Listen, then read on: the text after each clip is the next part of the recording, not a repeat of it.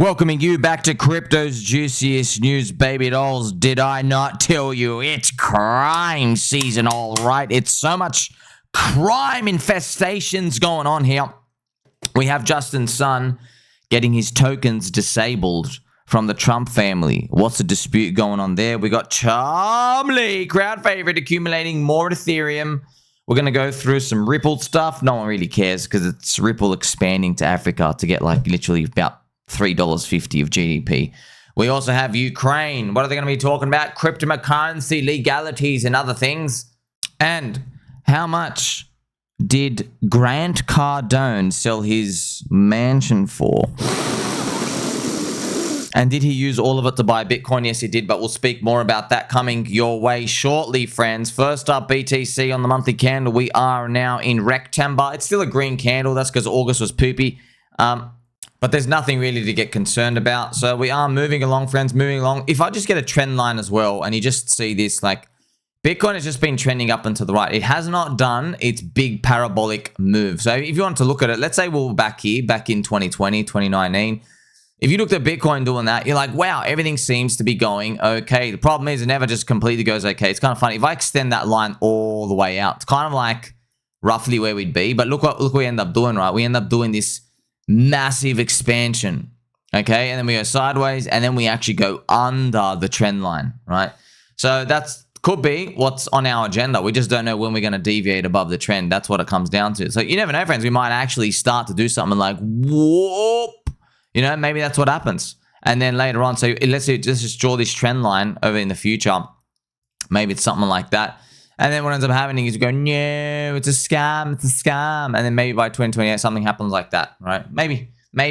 Okay, that's typical crypto. You just don't know how big the parabolic move is going to be. There's a couple of topping signals that are always going to appear, friends, because markets get excited and, you know, you unlock new higher price discovery. But when you go back to the previous cycle's prices, the top signals come back, it's a very interesting phenomenon. This is exactly what we saw how with cryptocurrency industry. When we came back, friends, so this was laser eyes stuff. When we came back, the laser eyes actually returned here. It's kind of funny. Now the laser eyes have kind of like adopted that as normal. So we're actually unlocking new top signals and stuff out here, but we're looking for some extreme ones. There's nothing really to worry about now. We do have a blood moon, I think, in 2 days or 3 days. I think on the 7th of September. I think there's a blood moon, full moon, yada, yada. We've been through all of that before. Nothing else really that's going to get us concerned. Here we have the Bitcoin chart, daily chart here, daily. Need to start zipping up. As always, hey, I need the prices to go up so I get richer and I feel good. Yes, welcome to all of our experiences. Let's play some Pumpy G music just to get it started. Yes. Can we just pump, right? Come on, like, my God, I'm just thinking about what an abomination this whole cycle has been, yeah? Now, here's the thing, right? When I say that, there's always one loser at the back who says, oh, it's good for me. Yeah, bro, just shut up, you know what I mean? Like, yeah, a couple of people survived Auschwitz too, you know what I mean? Like, you know, oh, World War, like, oh, that World War I was great for me. I know everybody lost their arms, legs, eyes, skulls, their family generations. Cool, but, you know, we got off fine. We hid in the attic. We never need to go to war.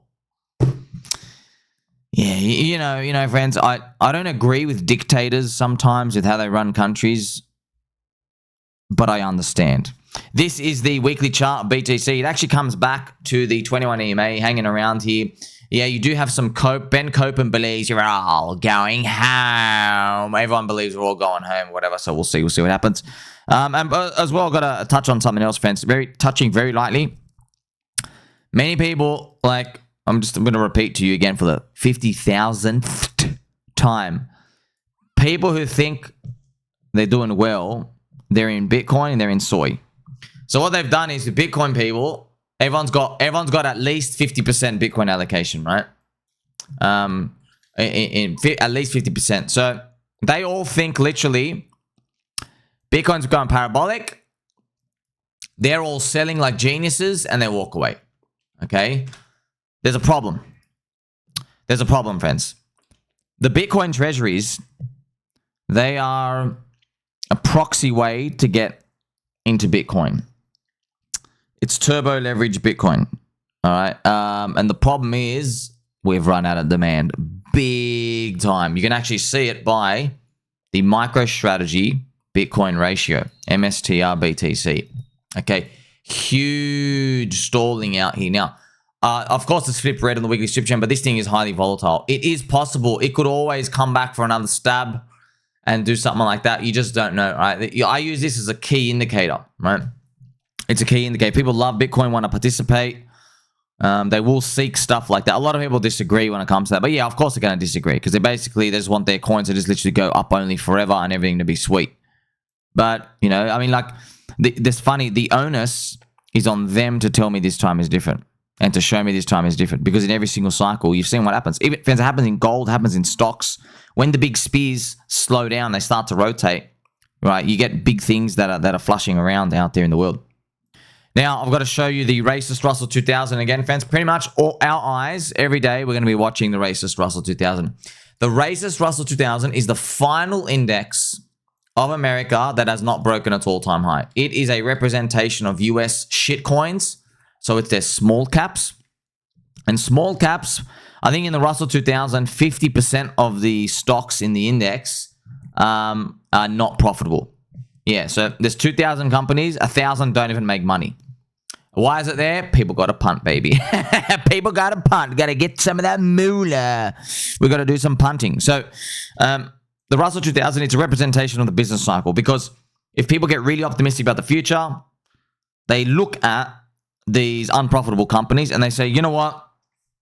You sell twisties, but you're expanding into the butt plug business. Well, golly gee, I'll take a punt on you.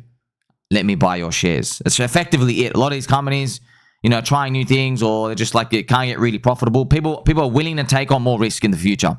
They go further out the risk curve. And what we've seen is, as well, as that happens, Ethereum goes up, altcoins go up. That's what actually happens. Okay, and we can see that as well represented by the business cycle, which is the PMI. Okay, that clean, fresh data. It is backwards looking, though. We got a print of 48.7. I've got to remind you, it's now 34 months in a row. It is one of the worst in history. Actually, but below 52, friends, this is actually the worst in history. Okay, it's never gone this far. There's always been, but here's the thing, right? So I'm just going to be a bit honest when it comes to these. In the past, the PMI, it went like really low, spiked down, and then so when it recovers, it like spikes up to 52 and comes back down, you know? So the volatility was more intense. It's just we got it really subdued. That's what ends up happening. So why is it like that? US Fed, they know how now to do like the sleight of hand money printing along the way to make sure not everything blows up at the same time. But back then it was more insane when we had like deflationary bust, inflationary bust, like the volatility was more insane. And as well, back, you know, now we live in a digital world. Everyone finds information faster. Things get like reverberated out there into the economy, so we can all communicate faster and everything out here. But back then it wasn't. Back then, it take like a day or two for people to get something on. Remember, everyone's just watching TV. They're watching, you know, their doctor on TV saying, "I give my children plutonium and they're baby milk." That back in those days, right? It took literally like, if there was an interest rate decision and stuff out here and the markets played it still took like a day or 2 or 3 just to get into the economy. People got to wake up with their coffee. Hopefully it's a skim latte, not a soy latte. They'd wake up and they'd say, "Oh, the interest rates, they seem to be going up. Mary Johnson, the interest rates are going up. What about the crime rates?" That's how they used to talk back then, friends. So everything now happens. That's why as well there's a theory, but be careful of this theory because it sounds like cope. There's a theory that there's going to be no more long recessions. They're going to be like faster. They're going to be more V-shape. And I'll tell you something, fat chance, brother. I'm not. Do you want to be the first guinea pig test experiment to be betting on that? I don't. But also, it's scary because even if you're scared about that, do you sell everything now? Well, I don't know when to sell everything, friends. I'm just telling you right now. You know, the stock market as well. This is. I know this is like defying belief, but we're right now in record territory. This bull run we're having now, they will speak about this for the next 100 years. I'm not even joking, right? They will speak about this. We are on record now. So for the past 120 years, this is world-breaking, world-shattering, this bull run. The length of this bull run, without any big major reset and stuff out here, I'm not joking. This is we've made history right now. Now that's why it gives people concern. They're like, oh my gosh, I got to sell right now. You can sell everything right now. I just don't see any euphoria. I don't see the misallocation of capital. That's what happens at the end, right? We die on the euphoria. So we grow on the skepticism and pessimism, right? It's kind of funny. We are just tell you about the skepticism. I have to tell everyone, hello, we've hit the Guinness World Record. We're now in the longest bull market in recorded history. Literally 120 to 140 years of data. It's literally the longest of all time. We've like, do you understand what first is? We came first, but no one feels like it. Yeah. Are you sure? Really? Doesn't sound like it. That means we haven't hit the euphoria part yet. Nowhere near. Okay. Check out some pulse chain, core coin action. Everything's down in the poopy town. Everything's down 5 to 8%. But yeah, it's all because of meth, friends. Meth and BTC. Nothing else is cranking. We have a quick check at stuff out here. We have the soy. Let's look at soy ETH ratio. Still here, hanging around. I guess they're waiting for the ETF. So yeah, friends, it's all about, remember, it's all about that Russell 2000. That's what it all comes down to. The Russell 2000, yes, he is racist, but we're waiting for him. And why is everything kind of like not moving the way we want? Well, gold's going up. Right now, gold is in the process of popping up. Blockchain backer thinks this is the final kablonk before something like that happens. And that's actually huge for gold. If gold drops like all the way back down and does some sort of like big test of like 20% or something, that'd be actually wild to see. It makes me wonder, man, what would the news event come out and say? Why would it do this? Let's just, I don't know, Russia-Ukraine war stops. Okay, let's say the wars stop. Let's say Israel and Palestine, they go, okay, we're going to cease fire for 5 years. And you have Russia-Ukraine stopping. And maybe they check and America doesn't have the gold or something. Or they hear Trump saying, yeah, you know what, you don't need to buy gold anymore. Whatever. Look, maybe that's what the news comes out at the very, very bottom for everyone to do that. So I'm just thinking about if we're going to get that and when. Now what we're going to do, friends, is, so remember, you already know, right, the business cycle, yes, it's rectember. Hopefully it's up 10 bars. It's not done yet. It's still technically a green candle. We've been waiting forever and ever. It's very clear we're running into next year. We haven't started. A lot of people still think, oh, we're going to flash up, but a lot of those people are old school. Like, back in their minds, Bitcoin used to only be a couple of billion market cap, right? You can't get a parabolic blow off now. You just can't. There's the amount of money required to reprice it higher. It takes too long for that money to get in. They can't just go like, you know what? Let's put 1.8 billion in Bitcoin literally tomorrow. Let's just go market buy it. It doesn't happen like that anymore. And OTHERS-btc, we've only had two green candles in a row. Something interesting as well, friends. My friend, Mr. Carlin Talks Crypto. Mr. Carlin Talks Crypto believes he's actually sold all his altcoins into Bitcoin down here. Okay, I just want to show you. So this is the log chart. So this is what they, oh man, Colin, brother, like he just, I hope you're right, sir. I hope you're right. It's just, you've sold down here. Oh gosh. So man, that'd be wild if this thing just snaps up. But yeah, he's believing that. I think this is a Ben Copen thing. A lot of people who are following Ben Copen, they believe the big crash is coming. They think altcoins are going to crash another 50% against Bitcoin, and they're all going to get up. You know what? Could happen. Could happen. Don't know. I'm not risking any of that whatsoever. Look at the pain, friends. Look at the pain. I'm still blocked by soy boy copers in PDI today. Not in PDI, who had PDI, who sold the low, and then it rallied in 30 days without them, and they just could not get back in. Yeah, they can only get back 50% of this original supply. So I'm like, they're still super salty about this. There is no way I'm going to just start clicking out. Now, do you know how dangerous it is to do that right now, by the way? And by the way, you need the Russell 2000 to come back on the way down, right? So remember, friends, this Friday, so we have the US unemployment data, so it should come out, within around 12 hours from when you're watching this video, around 12-ish hours.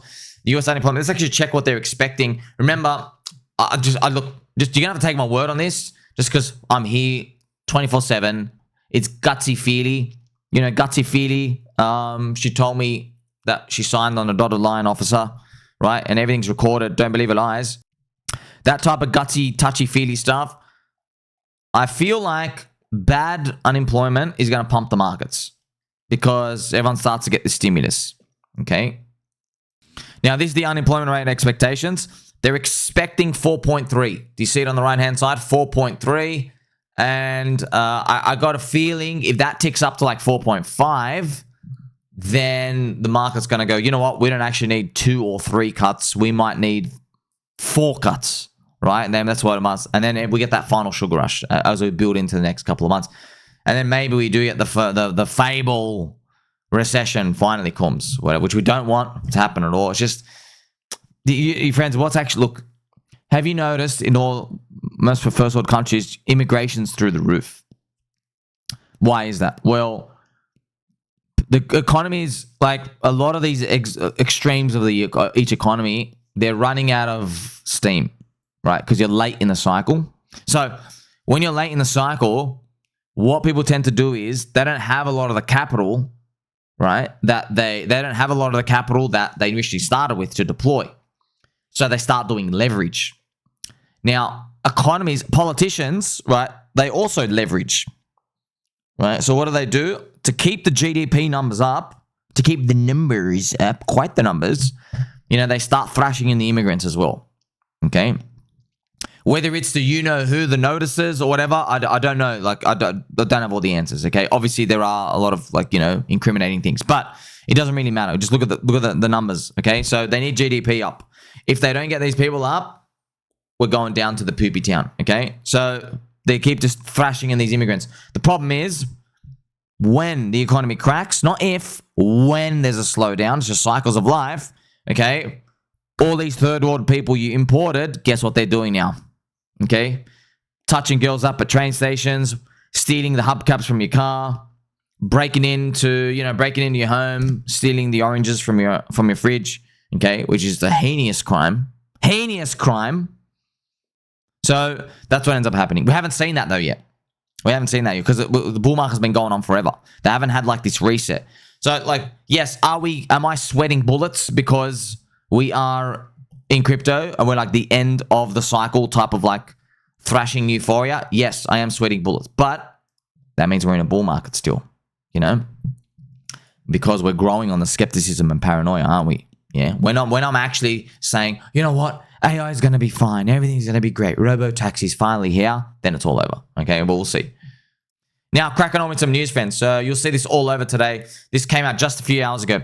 Donald Trump's family has blocked Justin's son from World Liberty Finance tokens. So there's been big allegations, right? I'll read it for you here. So let's check out the Cock News. World Liberty Finance token jumped 8%, gaining 400 million in market cap. They froze Justin's son's entire World Liberty Finance allocation. So they froze 100 million and then 500 million, so huge amount. So what actually happened is, friends, is Justin, I've got this explanation here. So World Liberty Finance is accusing Justin of doing massive crime. He says, hey, it's crime season, baby. Let me get some of that crime in. They accuse him of doing crime. The problem is World Liberty Finance did the crime first. Why? Justin participated in the ICO. So I don't know why they're letting it out of hand, man. He shouldn't be doing this, Justin. You're a billionaire, bro. Get out of the heat. Get out of the heat. Oh, gosh. But get out of the heat, you idiot. But whatever. Shouldn't be doing this, bro. Just suck it up. It's Trump family. Let them pump the markets, man. Don't piss them off.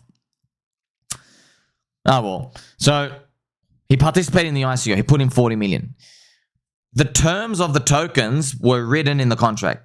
And then they did something dirty, okay? After everybody gave their money, when it came to the token generation event, the World Liberty Finance team, they printed 5 times more supply. So let's say you bought you thought there was only going to be 25 billion tokens, 25B, but then when it came to the launch, there's actually 100 billion. And then you ask, hey, who got the other 75? Have a guess, brother. The Trump family got it, It's kind of funny, actually. I think it was 20 billion tokens, and they went up to 100.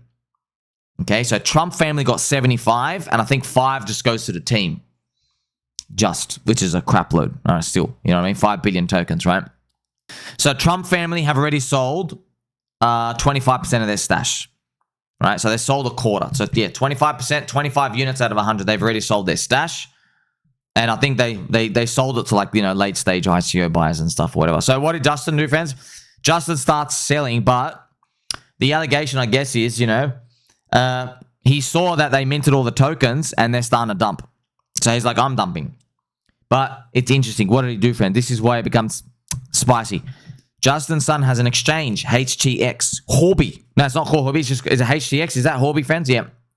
Hobby. So Justin puts a yield farm on his exchange for World Liberty Finance tokens. You can see how this is going to end up. He says, hey, if you come to my exchange, I'll give you 20% yield on your World Liberty Finance. Everybody sends their tokens in. Okay. Never do this stuff, friends. The centralized exchange, not your keys, not your crypto. There you go. Everyone sends their tokens into the exchange and they're earning yield. What does Justin do? Remember, Justin has locked tokens.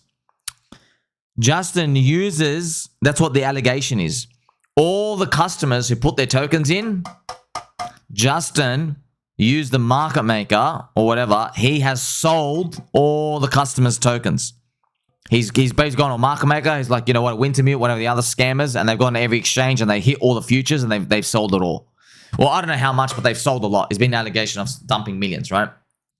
So obviously the World Liberty Finance team, that's why they said, you know what, we're going to block you. We don't like doing that. But then that's, I guess, Justin's allegation, I guess. He hasn't said anything because this is why it's weird, friends. Justin made a bull post. Justin said, hey, I totally believe in World Liberty Finance, guys. I totally. And that's what he did. He made like a full essay saying, yes, I'm bullish on it. And then he starts dumping. So you might also ask, Somi, what happens if all the customers try to withdraw?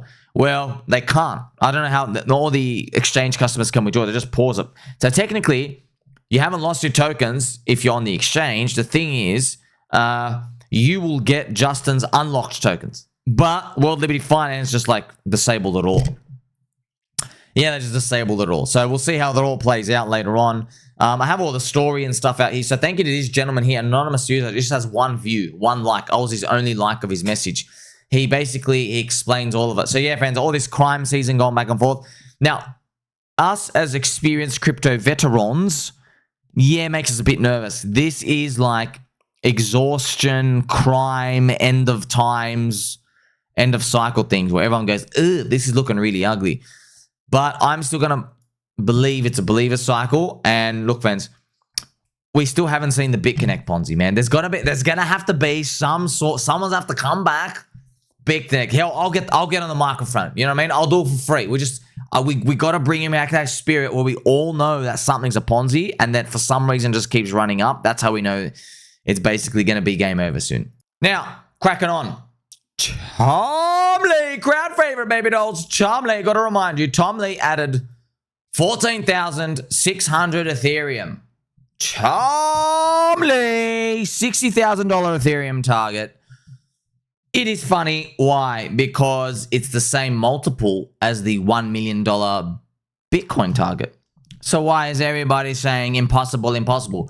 Because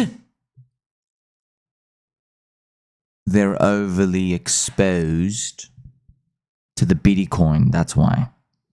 Okay? You don't have to take my word for it. All right? You'll see. You'll see. Don't believe me. Well, I've done that, brother, 30,000 times. I know what the dopamine in your head feels like and your loins and your pointy elbows when everyone is cheering for the same thing as you. Yes, yes, another big green candle. We've been running up for 2 years. Ben Copen, 90% Bitcoin dominance is going to come true. I know, friends, I know. I know what it's like, man. I know. Willy Woo, Bitcoin dominance, 90%. All coins are going to zero. I know what it's like, dude. I know what it's like. I know exactly what it's like. Now, Tom Lee, friends, 1.8 million ETH he holds out of 120 million supply. Big, okay? So it's total 8.4 billion. He's making a good case for everyone on Wall Street. And, you know, strange hypocrisy. How come, right, had a testy pop there.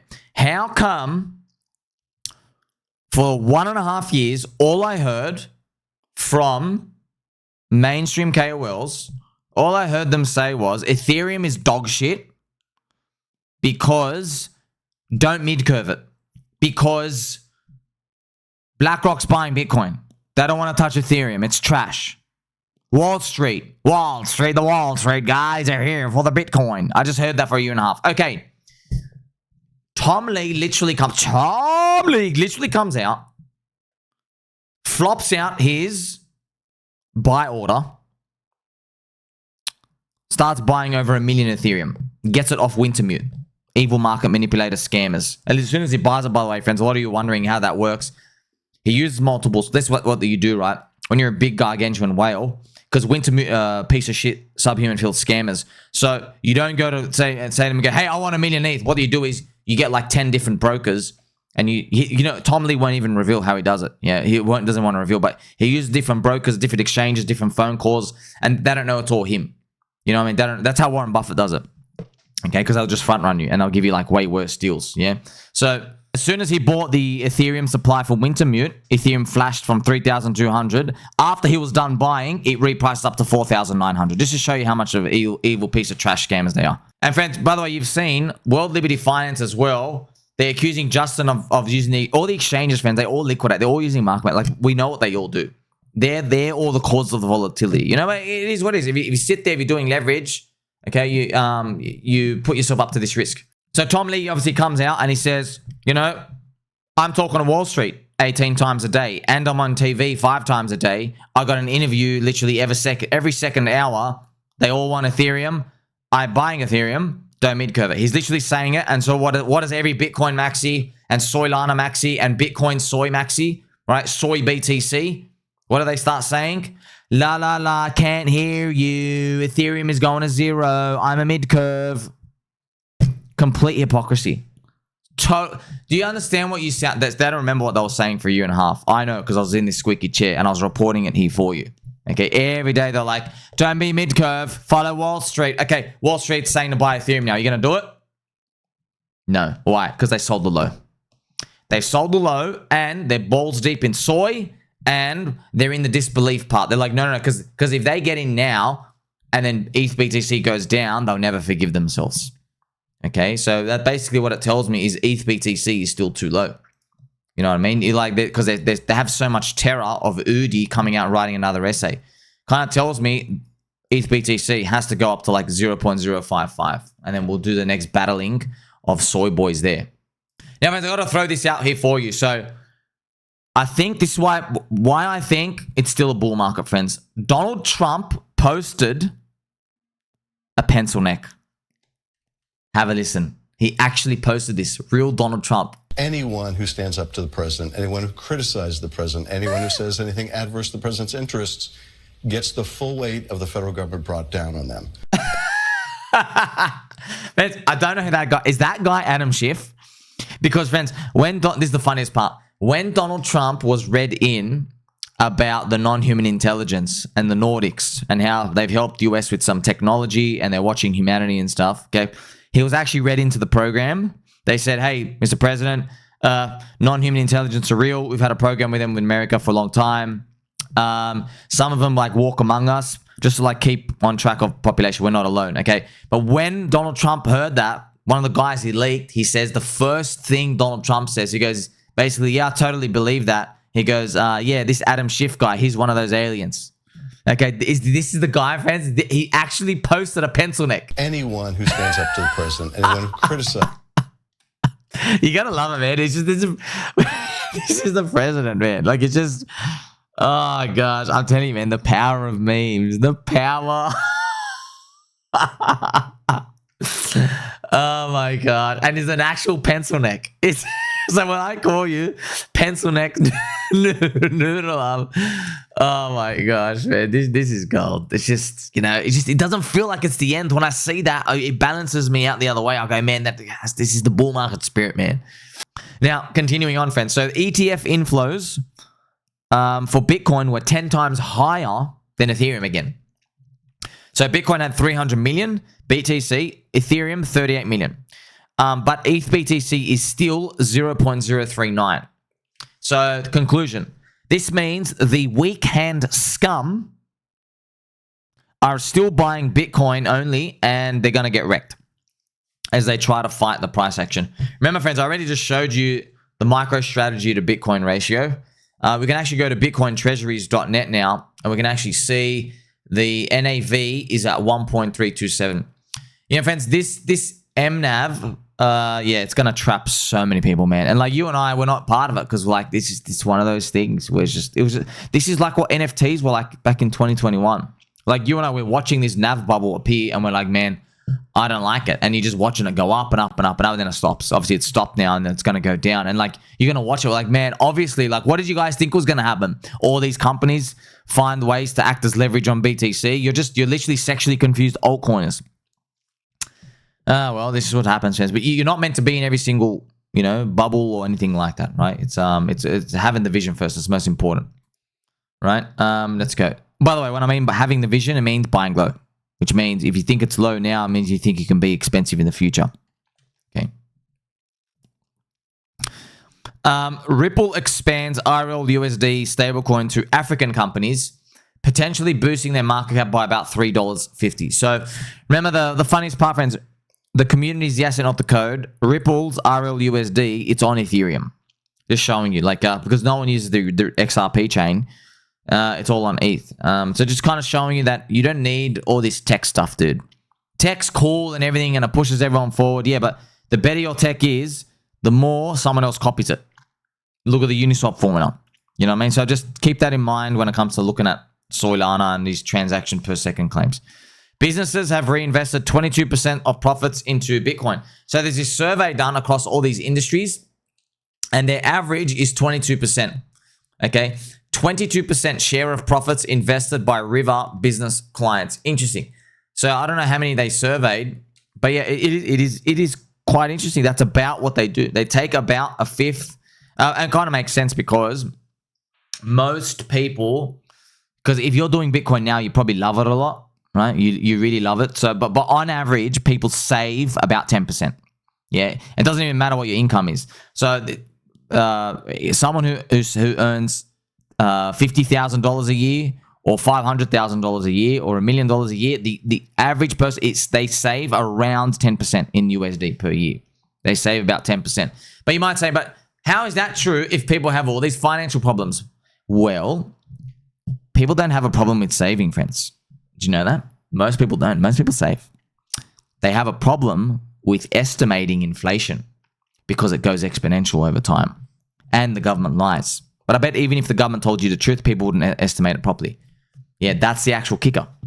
People have a very tough time. And everyone, that's why everyone's always following into problems. If you speak to every person, they go, oh, save money for a rainy day. They do that. Most people try to do that. They do that. So what happens? Well, it's their inability to forecast inflation, the real inflation, the money supply being printed in the future. That's why you've got to outpace it. That's why you have to have investments. They guarantee over time, not in 1 or 2 years, over time, they will crush the inflation rate. That's why they're printing 8% per year. Nasdaq is giving you 14% per year. Bitcoin's giving you 67% per year. Right? That's the only way to win long term. Ukraine's parliament has passed crypto legislation and taxation bills, and they propose an 18% income tax, 5% military tax on digital asset profits. So hopefully more countries come out and they do this like crypto regulation law stuff because it's really messy, it's really confusing. There's a lot of addresses up and down, left and right. But yeah, we're pushing everything forward. Nasdaq is going to tighten scrutiny on firms raising funds to hoard crypto as it aims to curb stock prices. As per the information. So, wow. So the actual regulators, the Nasdaq, the exchanges, they are really trying to stop companies in America hoarding crypto. They're probably trying to figure out, hey, what laws should we put? Should we put a limit? Do we make a new accounting standard? I guess we're going to have to go figure that stuff out. Now, why this is interesting, friends, is look at this next point I have here for you. Michael Saylor's MicroStrategy meets all requirements for the S&P 500 entry as per Bloomberg. So something I learned, fans, just to show you. Did you know the S&P 500 index, it is manually selected. It is a secret meeting, and they don't tell you all the conditions. Why? They're smart. Because if they tell you all the conditions to get in, then, because they manually select stuff, then companies will start gaming it. They'll game their system. Now, the S&P 500, friends, and here's the thing. The S&P 500, the community that selects them, they do a great job. You know how you can check it? That you can compare the S&P 500, the Smelly Poo 500, you can compare it to the top 2,000 companies by market cap. or the equal weighted top 500 market cap. And guess what? The S&P 500 outperforms them. Yeah. So over the past 100 years, so whatever they're doing is, I guess they have good filters and whatever it is. They probably check the integrity of companies. So whatever makes it into the index, they're really good to power on America for everyone's savings. And since they outperform just standard big market cap size, it means what they're doing is selecting on average. But it could be also correlation. You know what I mean? Because they get selected. You know, does that mean they look that better and people buy them on average? I don't know. But it is interesting, right? So Michael Saylor is trying to get in, okay? Michael Saylor, so MicroStrategy market cap is 93 billion market cap. So they should be getting in. But, you know, they take time. They got to wait. What's their profit? See the company. Make sure they're all following the rules and stuff out here. But this will be big, friends. This is meant to be, this might kick us into the parabolic phase. Because when Michael Saylor is in the S&P 500 index, now all the big investors, every single fund in the world, every institutional fund in the world will have to buy the index, yeah? So now he gets guaranteed bid flows. They come in guaranteed.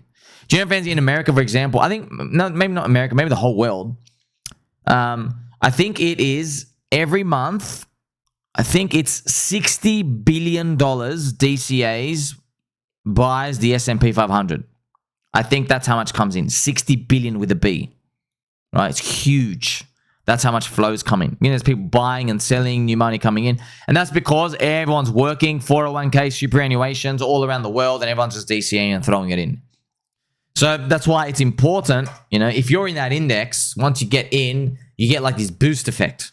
Because you have like these guaranteed just bids coming in. And then the higher, I guess, they can keep a bid on MicroStrategy, the more Chad Saylor can mint more shares and buy more Bitcoin. So that's why I think the Nasdaq, like, I guess their fear is, imagine they had like, you know, 20 altcoin and crypto companies in the index. So what ends up happening is they're receiving flows and funds. It bids up their stock, and then the company issues more shares. So then they dump their stock on the bid and they go buy Bitcoin.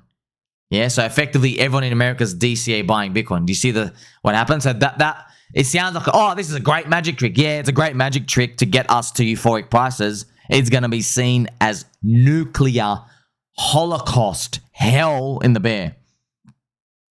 But hopefully we get the bull pump first. Billionaire Grant Cardone sold his Miami mansion for 400 Bitcoin. That's about $44 million. And he had the deal. It closed in 72 hours. So I don't know if this is his actual mansion. So 44 million. They're buying Bitcoin. Giving you an example of these.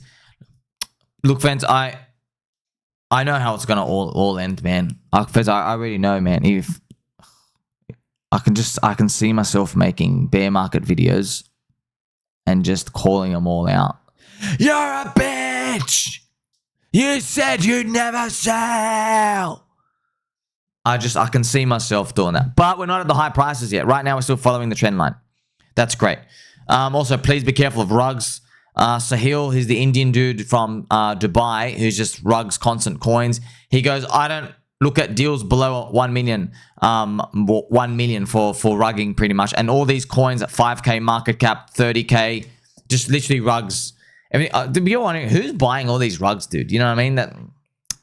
We'll see. We'll see what happens. I think the money has to run out, dude. Like, just it's infinite money of people losing the rugs. So you and I, friends, waiting for Bitcoin dominance to go down requires Ethereum to go up.